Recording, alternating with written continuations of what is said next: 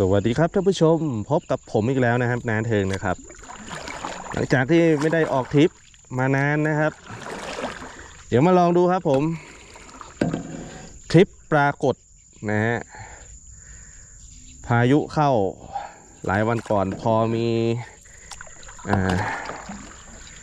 น้ำขึ้นมานะครับให้เราได้เล่นละเดี๋ยวมาลุ้นดูครับว่าจะรอดไหมนะครับจะมีตัวไหมหมายสวยมากๆนะฮะหมายสวยมากเดี๋ยวหาที่ผูกเรือก่อน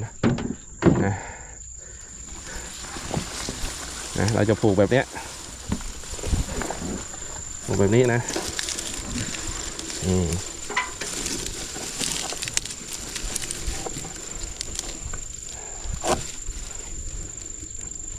นี่ผูกเสร็จต้องมีถุงเลือดด้วยนะครับถ้าไม่มีนี่โอ้โหยากครับกว่าปลาจะเข้าแต่ละทียากมากนะจึงจำเป็นจะต้องมีถุงเลือดถุงอ้อยนะถ้าไม่มียาก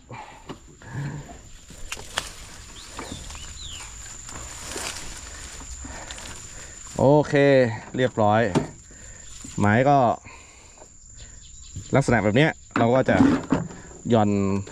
ข้างๆเรือแบบนี้นะครับหย่อนข้างๆเรือนะฮะบริเวณรัศมีถุงอ้อยนะฮะ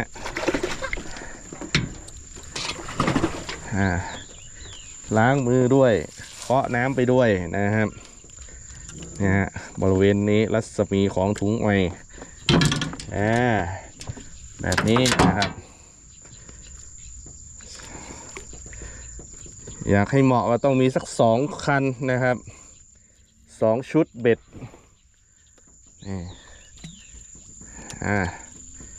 แบบนี้เลยนะถ้าไม่พอก็ควรจะมีเบ็ดมือด้วยนะครับเพราะว่าเบ็ดมือนี่จะง่ายกว่านะครับหย่อนที่แคบๆได้นะครับนะ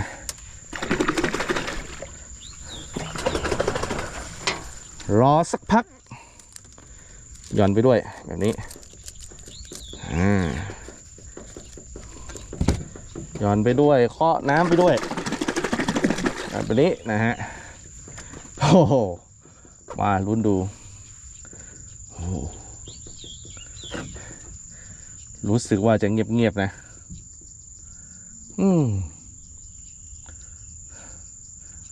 ต้องเป็นน้ำแดงๆนะฮะน้ำจากภูเขาไหลลงมาใหม่ๆสดๆนะครับผมขุ่นๆนะฮะปรากฏจะกินจัดมากนะครับแล้วก็ขึ้นฝูงมานะฮะน้ำใสๆแบบนี้ก็อาจจะยากนิดนึงนะครับเดี๋ยวต้องมาลุ้นนะไม่มีอะไรที่เราจะ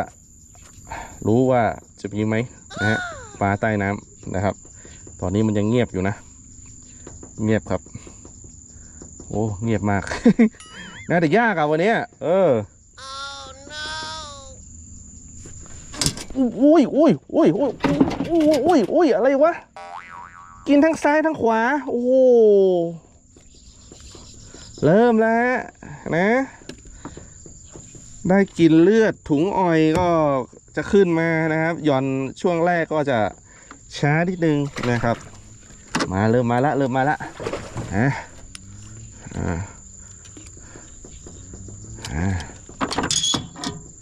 แบบนี้ โอ้แห้วเลยนะถึงโอ้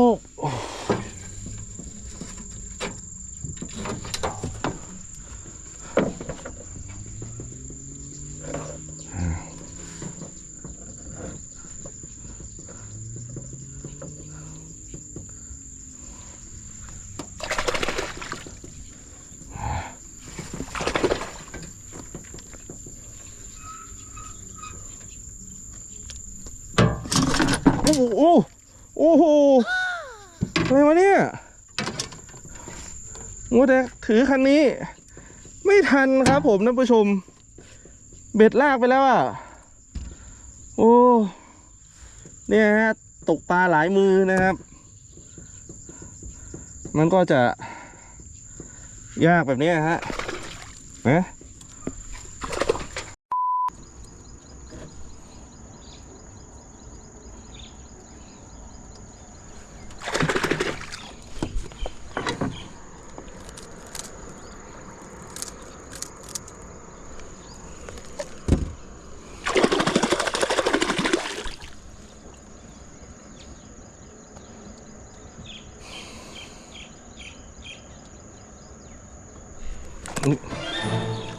โอ้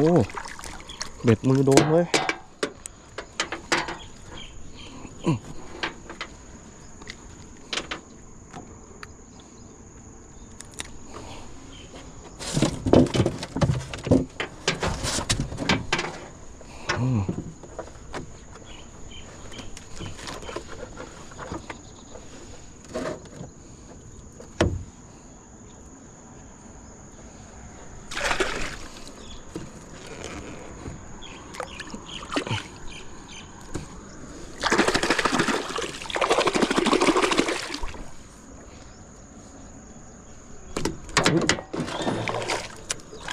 เอา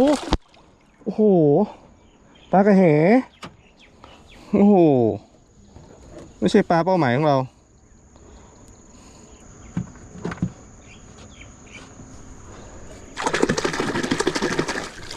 โอ้โอ้โอ้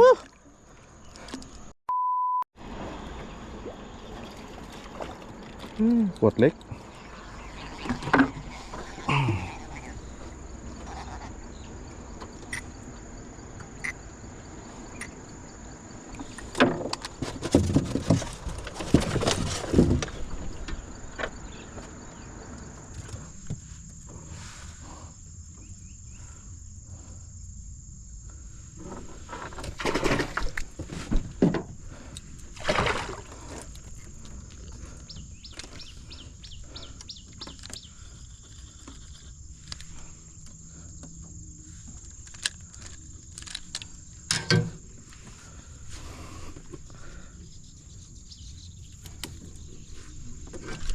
โอ้โหโดนเลยมาแล้วโบโบนี่ฮะ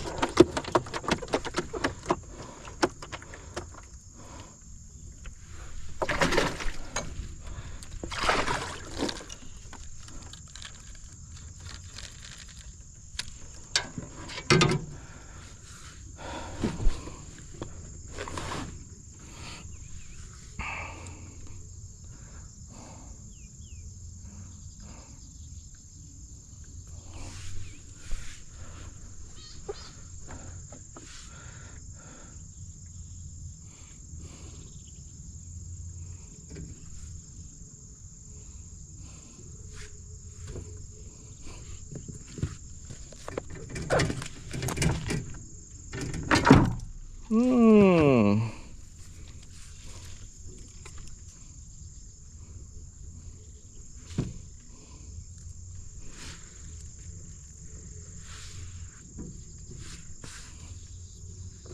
มีตอดมีเล่นครับมีตอดครับ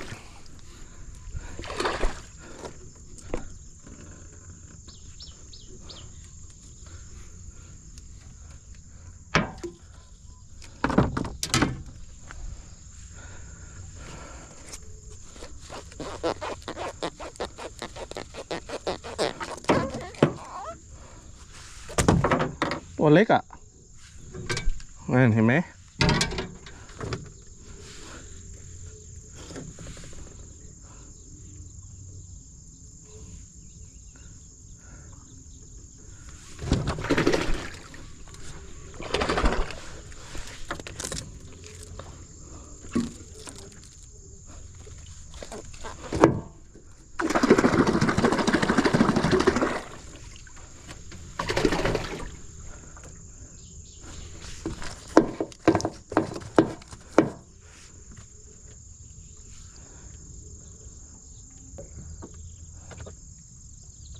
อู้โดนสายใหญ่ด้วย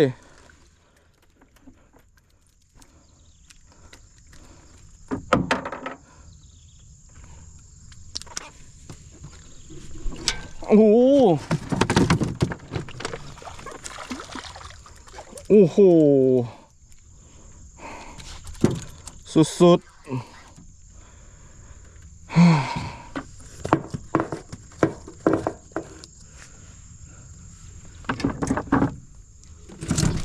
โอ้โหอุ้ย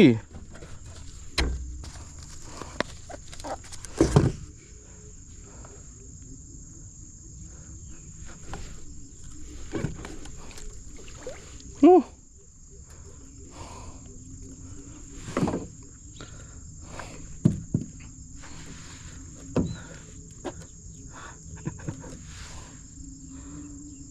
กินแรงอ่ะ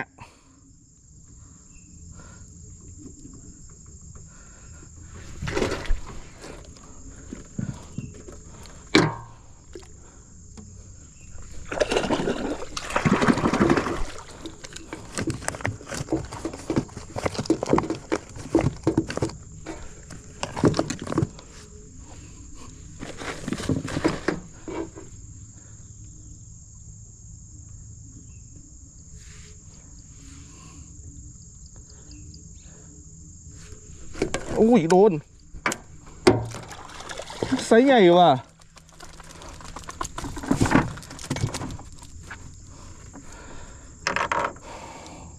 เบ็ดมือไม่ทันเลยครับเอ้ยเบ็ดคันไม่เอาเลยอะสู้เบ็ดมือไม่ได้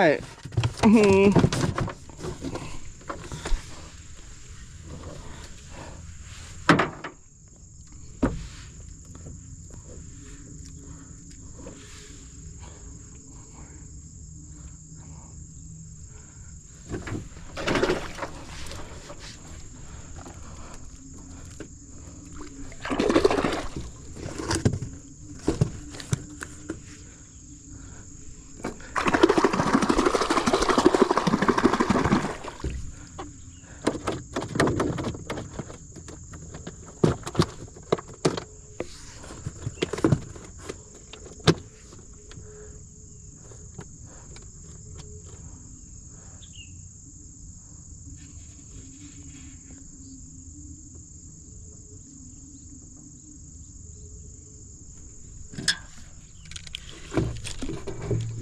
โอ้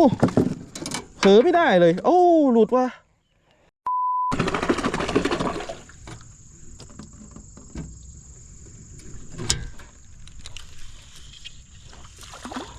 กดเล็ก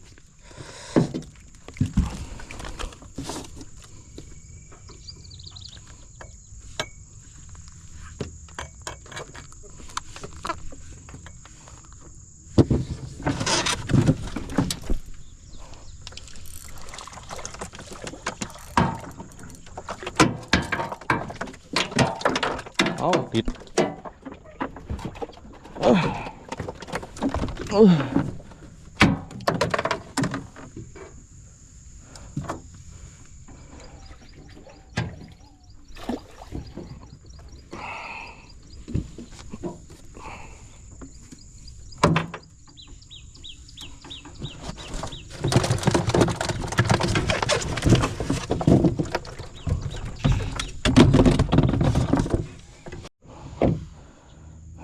มาดูหมายนี้ครับ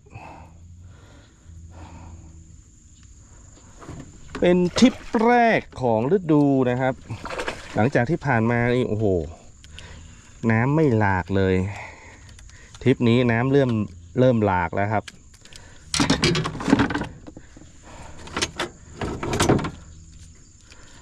หลังจากพายุเข้าแต่ก็ไม่หลากเยอะเหมือนปีก่อนๆนะฮะ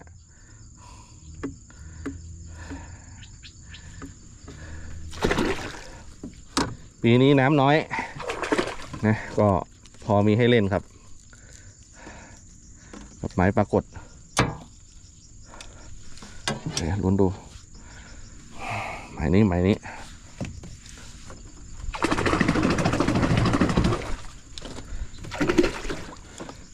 ผมใช้3 คันนะหย่อน3 คันเบ็ดมือแล้วก็เบ็ดคันอีก2โดนเลยเห็นไหมมาแล้วตัวแรกหมายนี้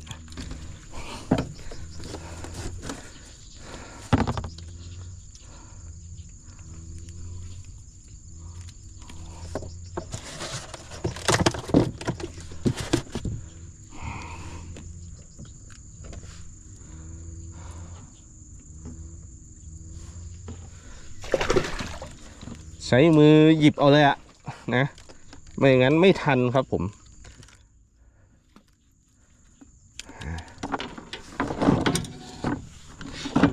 นี่เลยหยิบเอาเลยข้างนอกนี่น้ำจะไหลแรงข้างในนี่จะเอื่อยๆนะเล่นทั้ง2 ฝั่งเลยเบ็ดมือก็ต้องหย่อนนะครับเพราะว่ามันจะกินอยู่แถวใต้ท้องเรือหย่อนไว้วันนี้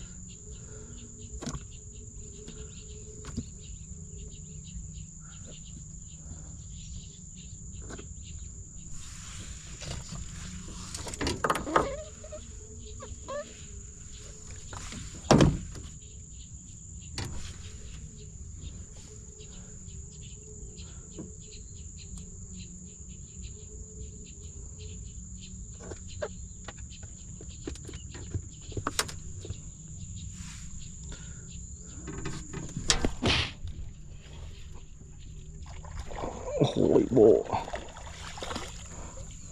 อึ๊บโอ้โหไซส์ใหญ่เลยฮะ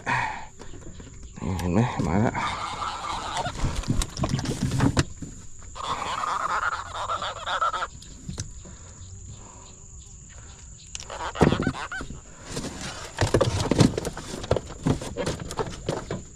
ใหญ่ๆอุ้ยมาแล้วไซส์ไม่มีฉากวัดนะ ปิดกล้องพอดีเลยอะสายใหญ่นี่ครับฉากวัดไม่มีโอ้โดนอีกอันนี้อุ้ย2 ตัวติดโอ้โหตัวนั้นยังไม่ได้ปลดเลยปลดตัวนี้ก่อนมาแล้ว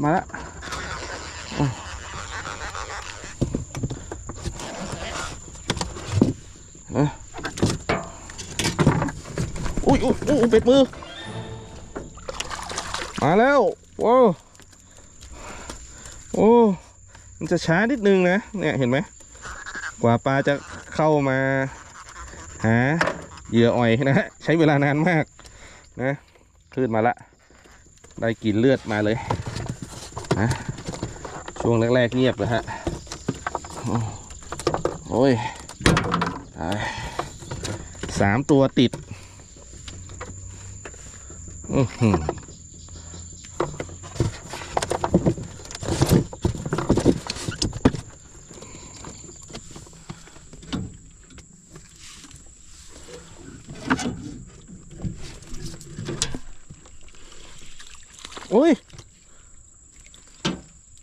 ปลากระแหไม่ใช่เป้าหมายของเราปล่อยครับ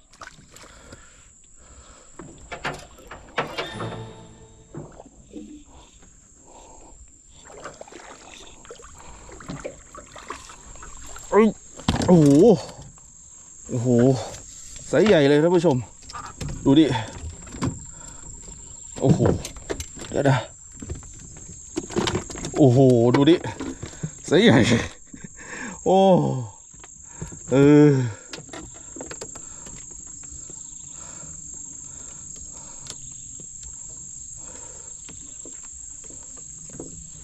โอ้โห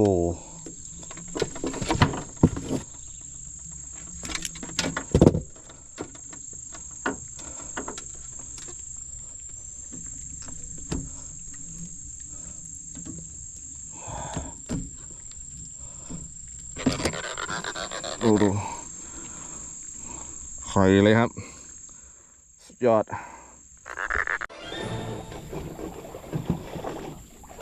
อุ้ยโอ้โหโอ้โหกินเบ็ดมือก็กินเบ็ดคันก็กินโอ้ยเบ็ดมือ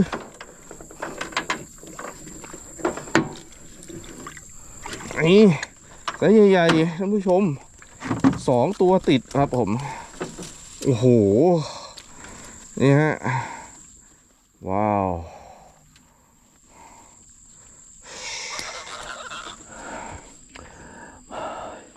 หมดเวลาแล้วครับผมท่านผู้ชมตอนนี้นะฮะก็4 โมงเย็นนะครับนะเทิงก็เริ่มเบื่อละนะ